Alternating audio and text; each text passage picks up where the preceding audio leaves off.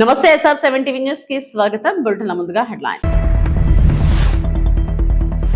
94% strike rate, ఊహించని విజయం CM Chandrababu.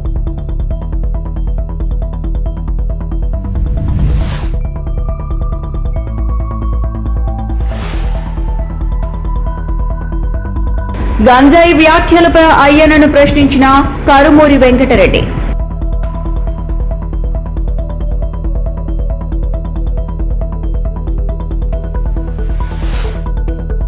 నటి త్రిషపై వ్యాఖ్యలు, ఉదయనిధి స్టాలిన్ అరెస్ట్.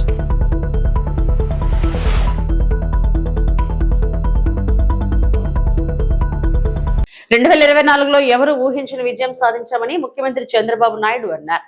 ఈ రోజు మంగళవారం ఏపీ ఆర్థిక పరిస్థితిపై సీఎం శ్వేతపత్రం విడుదల చేశారు. 2024 నాటి పరిస్థితులు, ఇప్పటి పరిస్థితులపై వాస్తవాలు విడుదల చేసిన సీఎం ఈ ప్రెజెంటేషన్ బాధ్యత గల ప్రభుత్వం ఇచ్చే నివేదిక అని చెప్పుకొచ్చారు. సమర్థవంతంగా ప్రభుత్వాలు పనిచేసి గవర్నెన్స్ బాగుంటే ప్రజలపై ప్రభావం ఉంటుందన్నారు. 2024లో ఒక సైలెంట్ రెవల్యూషన్ ప్రజల్లో వచ్చిందన్నారు. 1982, 1994, తాజాగా 2024లో ఇలాంటి ఫలితాలు చూశామన్నారు. 2024లో 94% స్ట్రైక్ రేట్ సాధించామని, అది ఊహించని విప్లవం అని తెలిపారు.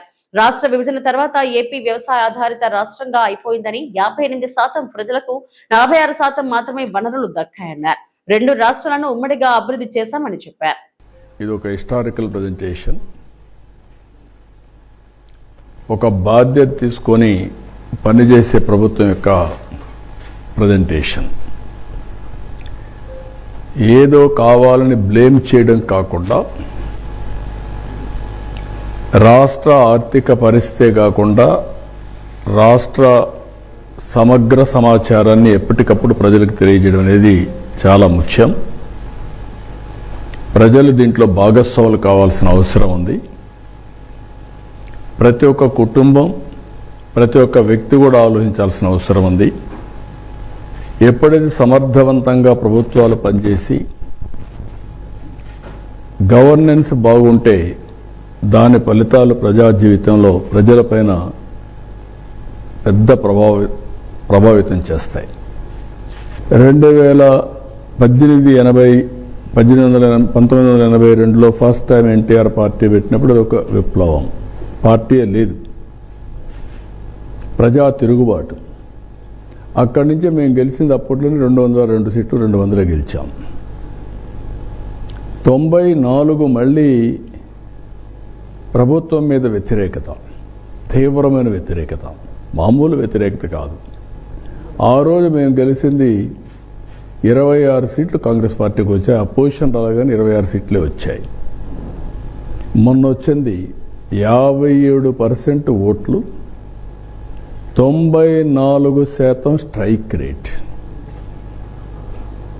ఆల్ ఎలక్షన్స్లో తెలుగుదేశమే ఒక ప్రభంజనం. Andhra Pradesh journey since 2014. ఇక్కడికి వచ్చిన బైఫర్కేషన్ డెఫినెట్గా పెయిన్ఫుల్. బైఫర్కేషన్ చూస్తే కంబైన్డ్ ఏపీ పాపులేషన్లో అర్బన్ పాపులేషన్ 33.4%. బైఫర్కేషన్ అవగానే 31.5 ఆంధ్ర తగ్గిపోయింది. తంజావూరులో జరిగిన నిరసనల ప్రదర్శనలో నటి త్రిషను ఉద్దేశించి డీఎంకే నేత ఉదయనిధి స్టాలిన్ చేసిన వ్యాఖ్యలు తీవ్ర వివాదాస్పదమయ్యాయి. దీనిపై కేసు నమోదు చేసుకున్న పోలీసులు ఉదయనిధిని అదుపులోకి తీసుకున్నారు. విచారణ నిమిత్తం ఆయనను పోలీస్ స్టేషన్ కు తరలించారు.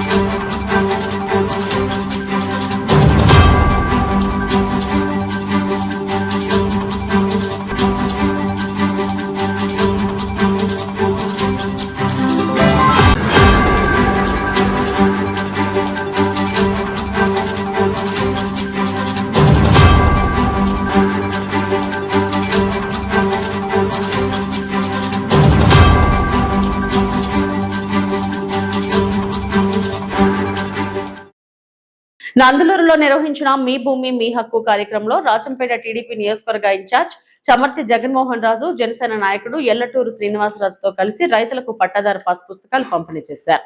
ఈ సందర్భంగా చమర్తి జగన్మోహన్ రాజు మాట్లాడుతూ గత ప్రభుత్వంలో భూ వ్యవహారాల్లో రైతులు ఇబ్బందులు ఎదుర్కొన్నారని విమర్శించారు. ప్రస్తుతం కూటమి ప్రభుత్వం రైతుల భూములకు రీసర్వే నిర్వహించి భారత రాజముద్రతో కూడిన కొత్త పట్టాదారు పాస్ పుస్తకాలను అందిస్తుందన్నారు. ప్రతి రైతుకు వారి భూమిపై పూర్తి హక్కు కల్పించడమే మీ భూమి మీ హక్కు కార్యక్రమం లక్ష్యమని తెలిపారు.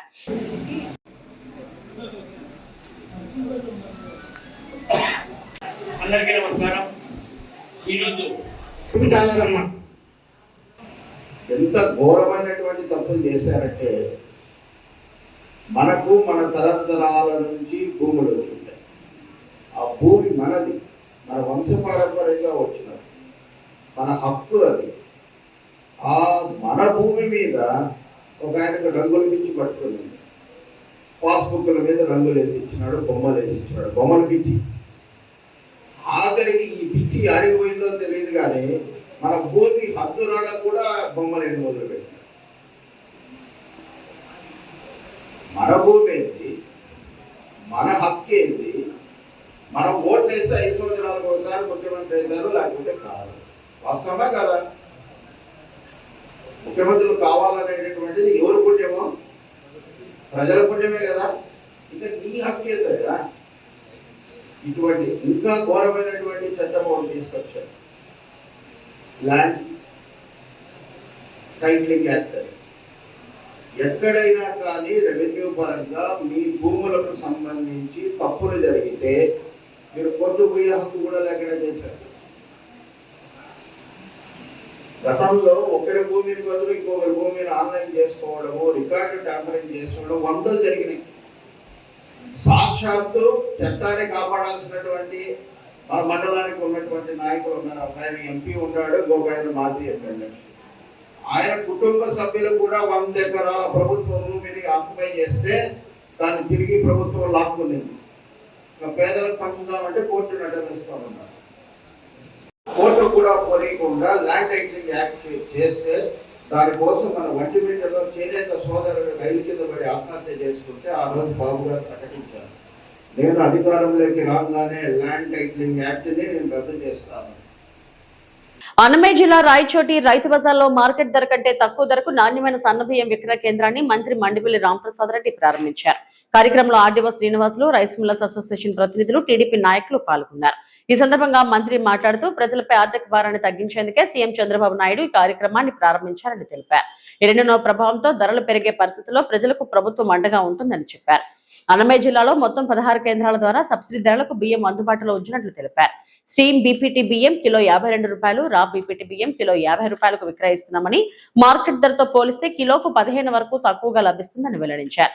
ప్రతి తెల్ల రేషన్ కార్డు కలిగిన లబ్ధిదారుకు 15 కిలోల బియ్యం అందజేస్తామని, కొనుగోలు సమయంలో white ration card, Aadhaar card తప్పనిసరిగా తీసుకురావాలని సూచించారు. కార్యక్రమానికి సహకరించిన రైస్ మిల్లర్స్ అసోసియేషన్ కు మంత్రి ప్రత్యేక కృతజ్ఞతలు తెలిపారు. ప్రజలకు అవసరమైన సమయంలో అండగా నిలవడమే నిజమైన సంక్షేమమని ఆయన పేర్కొన్నారు.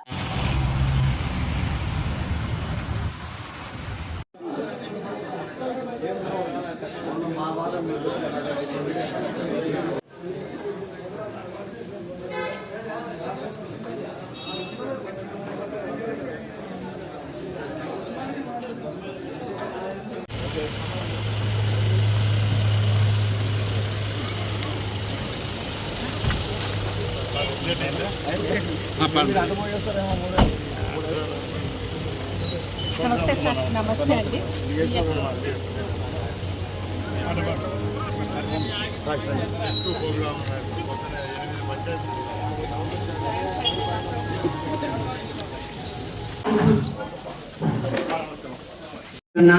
డీలర్లకు మరియు ఈ విషయంపై మన district civil supply officer madam గారు 2 వాక్యాలు మాట్లాడతారు.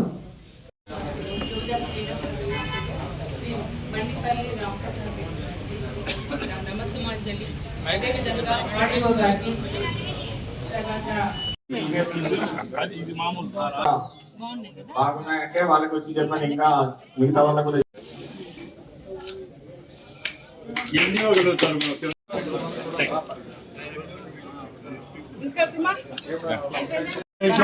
ఇక్కడ కెమెరా కళ్ళ చూడు పెద్దమ్మా పెద్దమ్మా కెమెరా కళ్ళ చూడు పట్టుకో ఇక్కడ చూడు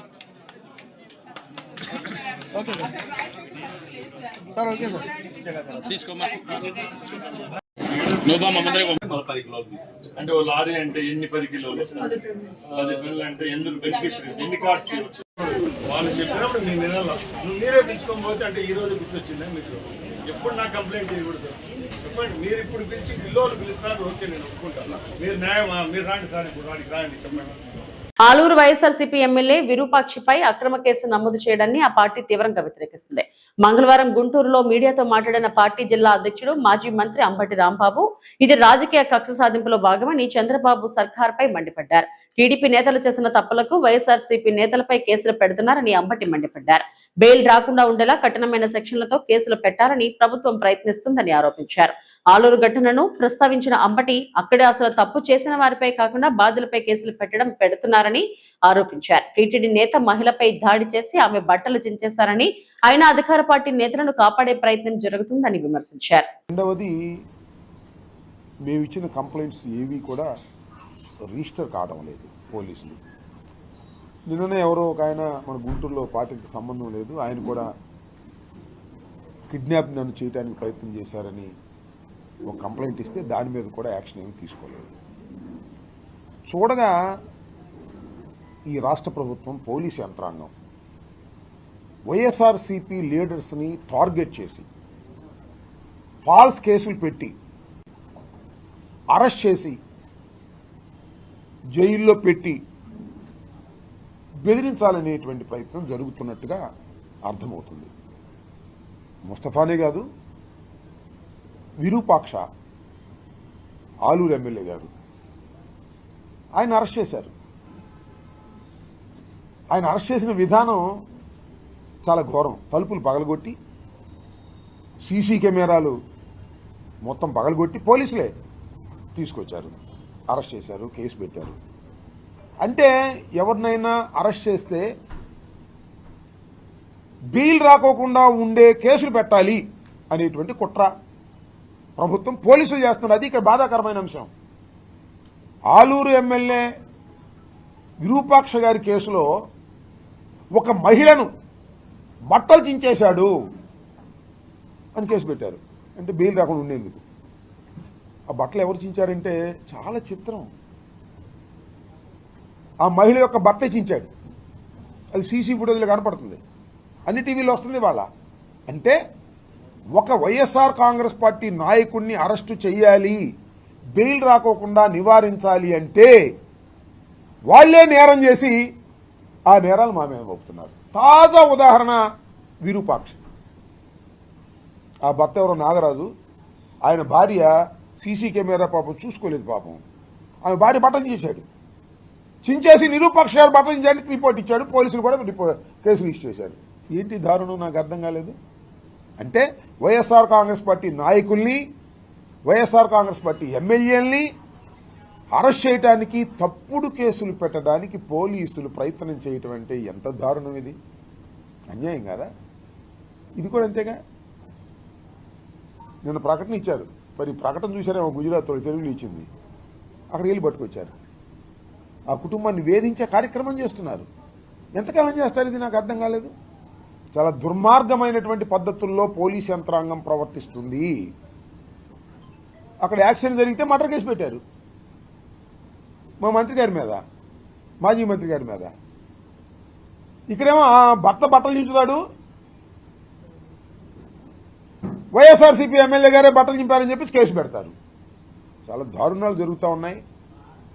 ఆంధ్రప్రదేశ్ లో గంజాయి డ్రగ్స్ అంశం మరోసారి రాజకీయ దుమారం రేపుతుంది. రాష్ట్రంలో మత్తు పదార్థాల వ్యాప్తిపై అసెంబ్లీ స్పీకర్ చింతకాయల అయ్యన్న పాత్రుడు చేసిన వ్యాఖ్యలు ఇప్పుడు చర్చనీయాంశంగా మారాయి. విద్యార్థి హాస్టళ్ల వరకు గంజాయి చేరడం ఆందోళనకరమని పేర్కొన్న స్పీకర్, గంజాయి సరఫరాదారుల పేర్ల జాబితా తన వద్ద ఉందని పోలీసులు కోరితే అందిస్తానని తెలిపారు.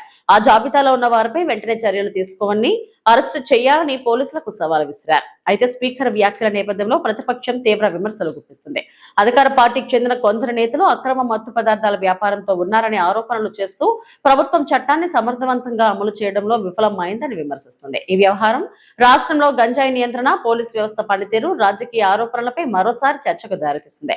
అధికార ప్రతిపక్షం మధ్య పరస్పర విమర్శలతో ఈ అంశం రాజకీయంగా వేడెక్కుతుంది. ఆంధ్రప్రదేశ్ రాష్ట్రం గంజాయికి అడ్రస్ గా మారింది, గంజాయి ప్రదేశ్ గా తయారైందని చెప్పి సాక్షాత్తు ఆంధ్రప్రదేశ్ ప్రస్తుత స్పీకర్ గా ఉన్నటువంటి చింతకాయల అయ్యన్న పాత్రుడు నిన్న వ్యాఖ్యానించినటువంటి వ్యాఖ్యలు సంచలనం రేపుతా ఉన్నాయి. విశాఖపట్నం పరిధిలోని ఇంజనీరింగ్ కాలేజీల హాస్టల్లో రాత్రి వేళల్లో విద్యార్థులు గంజాయి తాగుతున్నారనే విషయాలు తనిఖీల్లో వెల్లడవటం పట్ల ఆయన తీవ్ర ఆందోళన వ్యక్తం చేశారు. గంజాయి సరఫరాదారుల సమాచారం కావాలంటే తానే స్వయంగా ఇస్తానని, దమ్ముంటే వారిని అరెస్ట్ చేయాలని పోలీసులకు విజ్ఞప్తి చేశారు. అంటే గంజాయి ఎవరెవరు సప్లై చేస్తున్నారో స్పీకర్ అయ్యన్న పాత్రుడు గారు సమాచారం ఇస్తారట. దమ్ముంటే ఆంధ్రప్రదేశ్ పోలీసులు వాళ్ళని పట్టుకోమని చెప్పి ఆయన సవాల్ విసురుతా ఉన్నారు.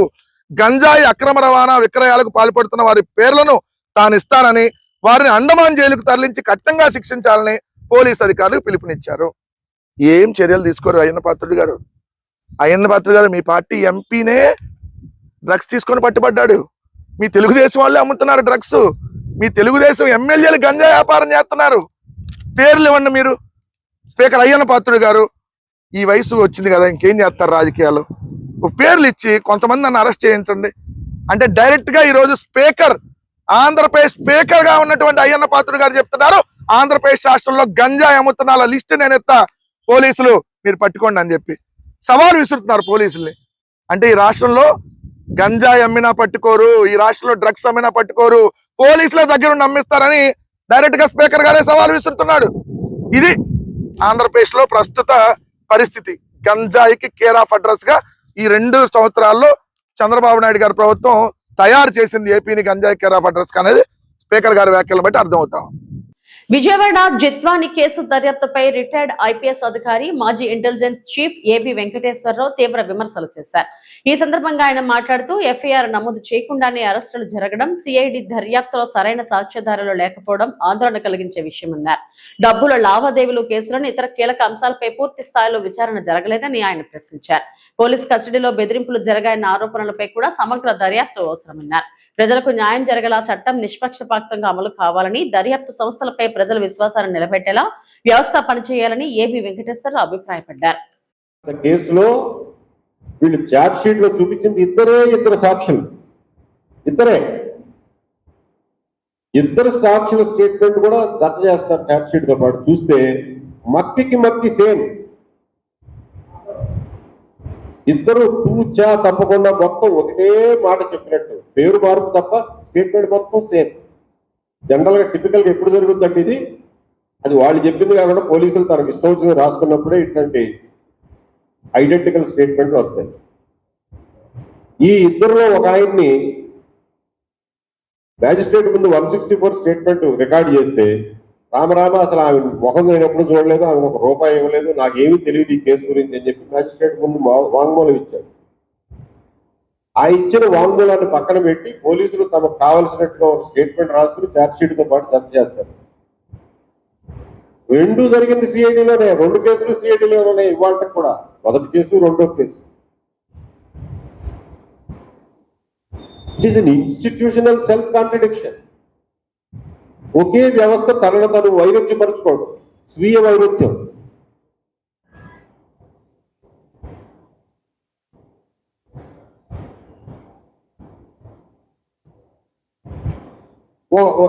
ఆయన ఛార్జ్ షీట్ లోనే రాశారు, నేను చెప్పేది కాదు, ఛార్జ్ షీట్ లోనే రాశారు. మరంట కాదంబరి జత్వాని యొక్క బ్రదరు 1,26,000 రూపాయలు ఈ విద్యాసాగర్ గారికి పంపించాడు. ఈ 4,98,000 అంటే అది మైనస్ చేయాలి, ఎందుకు పంపాడో తెలియదు, దాని మీద ఏమి ఇన్వెస్టిగేషన్ లేదు. ఆ విద్యాసాగర్ గారు ఇచ్చినటువంటి కంప్లైంట్ లో ఉన్న వివిధ వివరాల మీద ఏ ఇన్వెస్టిగేషన్ లేదు. అందులో ఆయన కొన్ని పేర్లు ప్రస్తావించాడు. ఆవిడ మా ఆఫీస్కి వచ్చినప్పుడు నేను డబ్బులు ఇవ్వగా పలానాళ్ళు చూశారు అని. వాళ్ళని ఎగ్జామిన్ చేశాడు. వాళ్ళు ఎక్కడా అసలు విట్నెస్లుగా లేరు, సాక్షులుగా లేరు, వాళ్ళ స్టేట్మెంట్లు ఎక్కడా లేవు. అంటే ఏంటంటే చాప చుట్టినట్టుగా ఎవరి ప్రయోజనాల కోసమో కళ్ళు మూసుకుని సిఐడి లాంటి దర్యాప్తు సంస్థ ఇంత ఇంపార్టెంట్ కేసులో తెలంగాణ యువతకు విదేశాల్లో ఉపాధి అవకాశాలు కల్పించడమే ప్రభుత్వ లక్ష్యమని రాష్ట్ర ఐటీ పరిశ్రమల శాఖ మంత్రి వివేక్ వెంకటస్వామి అన్నారు. జర్మన్ జపనీస్ భాషలు నేర్చుకుంటే నెలకు సుమారు 2.50 లక్షల వరకు వేతనంతో ఉద్యోగాలు పొందే అవకాశాలు ఉన్నాయని తెలిపారు. తెలంగాణ యువతను జర్మనీ, జపాన్ వంటి దేశాలకు పంపించడం ద్వారా అక్కడ ఉద్యోగ ఖాళీలు భర్తీ అవుతాయని, అదే సమయంలో రాష్ట్రంలో కూడా కొత్త ఉపాధి అవకాశాలు ఏర్పడతాయని మంత్రి పేర్కొన్నారు. విదేశీ ఉద్యోగాల కోసం అవసరమైన భాషా శిక్షణకు ప్రభుత్వం ప్రాధాన్యం ఇస్తుందని ఆయన వెల్లడించారు. జర్మనీ పోయినప్పుడు కూడా అక్కడ 5 లక్షల ఉద్యోగ అవకాశాలు ఉన్నాయి. తర్వాత జపాన్, ఇప్పుడు ఈ నెల 23వ తారీఖు నాడు మేము జపాన్ కూడా పోతున్నాము. అక్కడ ఉద్యోగ అవకాశాలు ఉన్నాయి. అంటే వీళ్ళందరికీ ఉద్యోగ అవకాశాలు ఉన్నప్పుడు మన పిల్లలు పోయి అక్కడ మంచిగా చదువుకున్న వాళ్ళు అక్కడ కూడా ఉద్యోగం చేసుకుంటే ఇక్కడ ఉన్న నిరుద్యోగం కూడా తక్కువ అవుతుంది. ఎందుకంటే ఎక్కువ మంది బయటికి పోయినప్పుడు ఇక్కడ కూడా మనకు ఉద్యోగాలు కల్పించడానికి టామ్కామ్ సంస్థ పనిచేస్తుంది. మేము ఏదైతే ఉద్యోగాలు జర్మనీలో, జపాన్లో కల్పిస్తున్నామో సుమారు 2,50,000 రూపాయల జీతం అన్నమాట. ఎవరైతే చక్కగా జర్మన్ లాంగ్వేజ్ నేర్చుకుంటారో, జపనీస్ లాంగ్వేజ్ నేర్చుకుంటారో వీళ్ళందరికీ 2 లక్షల పైన నెలకు ఉద్యోగం లభిస్తుందన్నమాట. మీరు సంవత్సరానికి 25 లక్షల రూపాయలు సంపాదన ఉంటుంది. ఇవి ఇప్పటివరకున్న బులెటిన్ అప్డేట్స్. నమస్తే.